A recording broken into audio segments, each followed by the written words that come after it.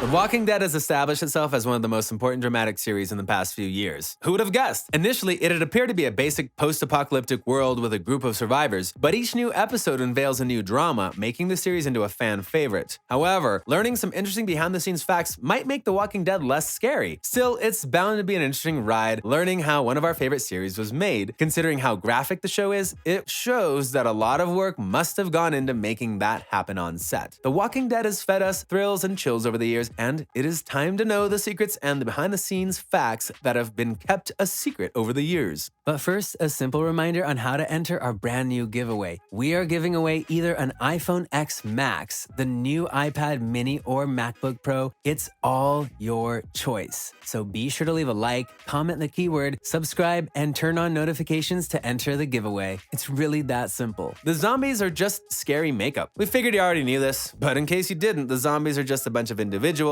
whose faces are covered with makeup. However, the makeup team mentioned that it usually took close to 1 hour and a half to completely make up the faces of the walkers. To make it faster, the makeup artists usually work on an assembly line where each artist has the chance to work on a separate individual. Just like several other Hollywood films and shows, The Walking Dead uses an excessive amount of fake blood. And when I say excessive, I mean like 20 to 30 gallons of fake blood for a single episode. As much as this sounds extremely high, it is totally needed. In every single episode, there's usually the need to spill blood. Also, The Walking Dead makes use of different kinds of blood, all of which depend on the situation. The most common difference is in the blood of humans and that of the walkers. The walkers have thicker blood, and their blood does not flow in the same manner. To make this possible, artists have to pay close attention to all kinds of fake blood and know just the right time to use them. There is a walker school. Yes, a school for zombies. If you think you have what it takes to be a zombie and wouldn't mind wearing rags, excessive and weird makeup coupled with scratchy contacts, then you should be on your way to Georgia, where Walking Dead is usually shot. To be a part of the thousands of zombies that populate The Walking Dead, all you have to do is to apply to be a walker and go through a series of rigorous exercises that will qualify you to be a walker. The zombie school is put in place to help individuals walk and act like a zombie, and it is a real school. It's headed by special effects creator Greg Nicotero. In an interview, Nicotero said of his school, "I usually do 20 to 30 people per class, and I spend an entire day auditioning people, putting them through some exercises in terms of how fast they walk, what their character is, what their personality is, explain to them that in many instances their performance can make or break a scene." The basic lesson of Nicotero is simple: for them to walk as if they are drunk. Also, they are told to walk consistently so that a level of uniformity is maintained throughout each performance. However, the most important thing is silence, and this is because of all the noises from older episodes are added in post-production. While you might think that zombies in Walking Dead aren't a big deal, you should surely have a rethink. Also, extras for The Walking Dead get paid good money for their roles as zombies. While other movies pay around $100, the walkers in The Walking Dead usually get paid around $350 to $400. But graduating from the School of Zombies is just one step. After they've graduated, walkers now have to put their makeup on. As I told you earlier, this makeup will take another 1 hour and a half. Another not so comfortable thing used on the zombies is hair conditioners. To create the impression that these walkers have been aimlessly roaming for several weeks, months, or years, their hair has to show their predicaments, hence the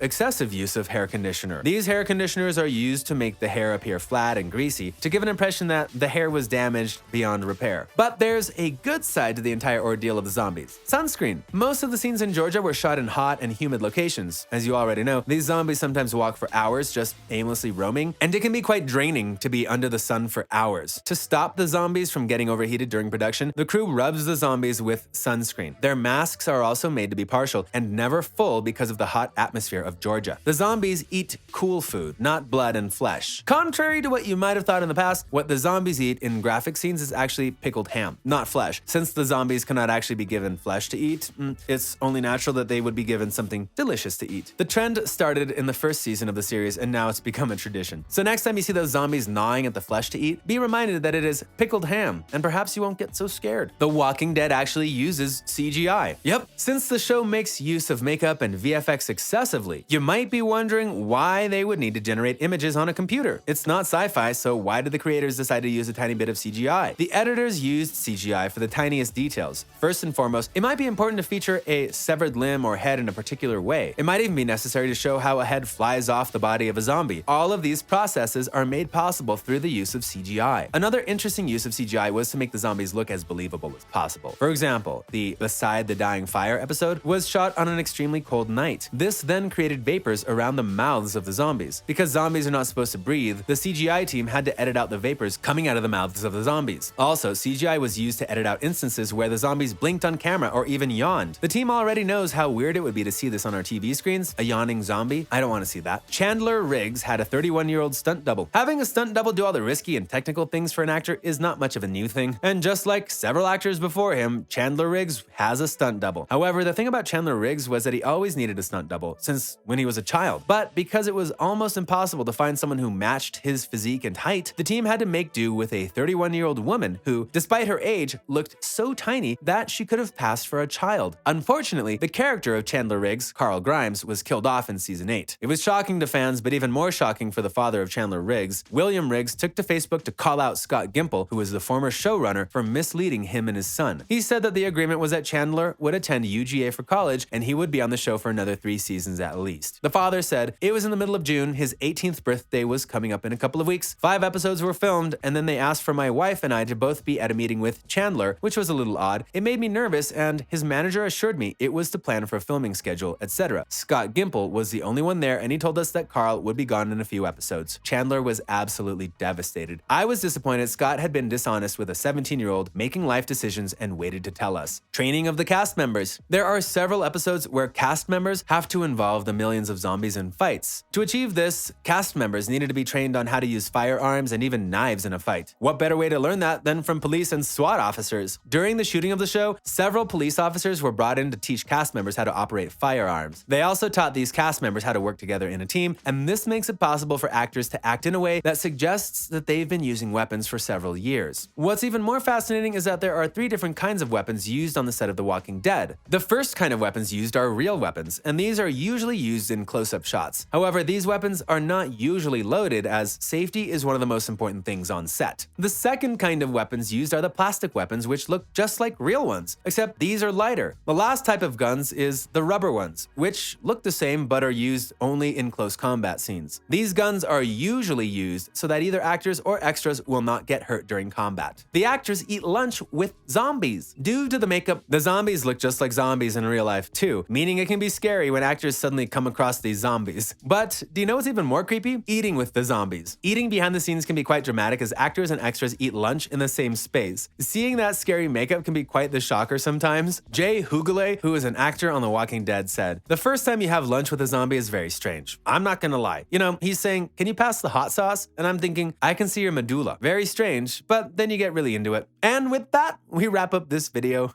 Thank you for watching. What we do here is go back.